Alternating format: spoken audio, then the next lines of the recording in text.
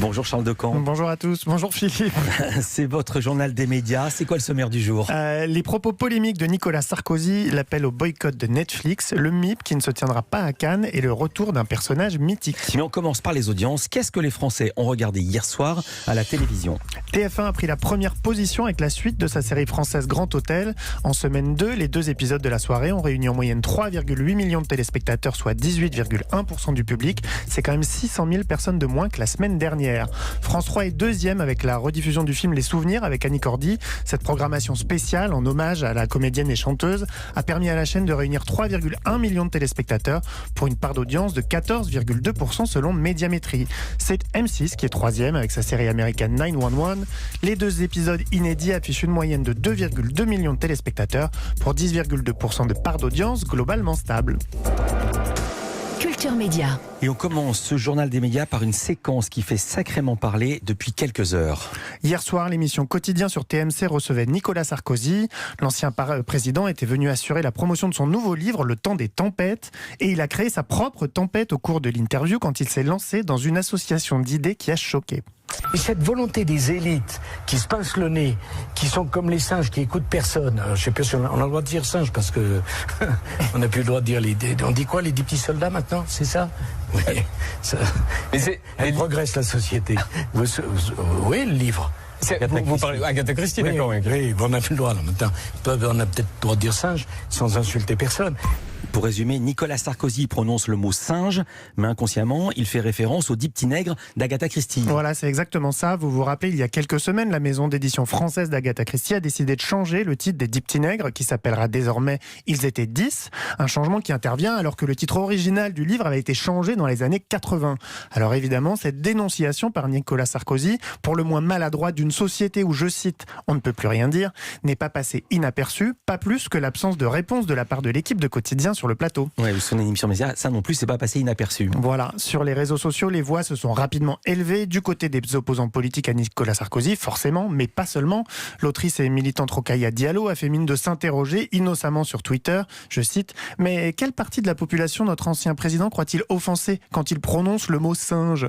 L'humoriste Sophia Aram, elle, a été plus cash. « Alors Nicolas, comment te dire, le mot que tu cherches, ce n'est pas singe, mais nègre. En revanche, que tu fasses le lien, ça pèse une tonne, bordel de merde. » Je cite. Et ce n'est vraisemblablement que le début de cette polémique. Le MIPCOM, c'est tout à fait autre chose, n'aura pas lieu. Le grand marché des programmes organisé à Cannes tous les ans ne se tiendra pas cette année, du moins pas en physique.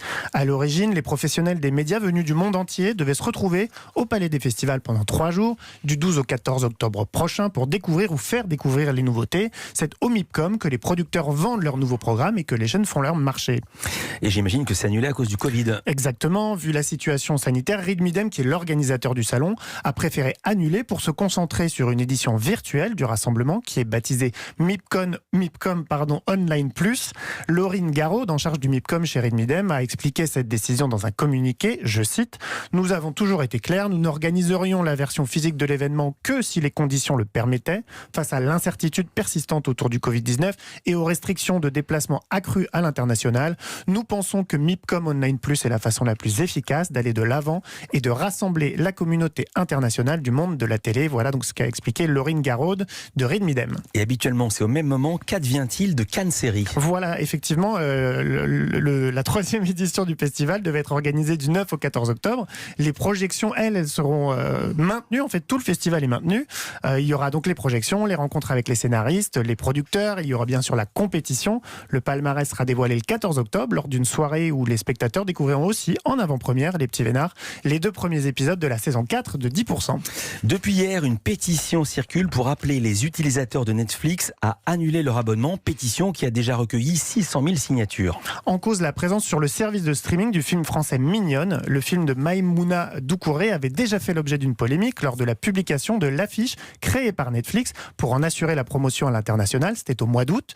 Les voix s'étaient élevées pour dénoncer cette sexualisation des jeunes héroïnes du film qui entrent à peine au collège. Et Netflix s'était excusé. Oui, parce que l'affiche ne correspondait pas du tout au propos du film.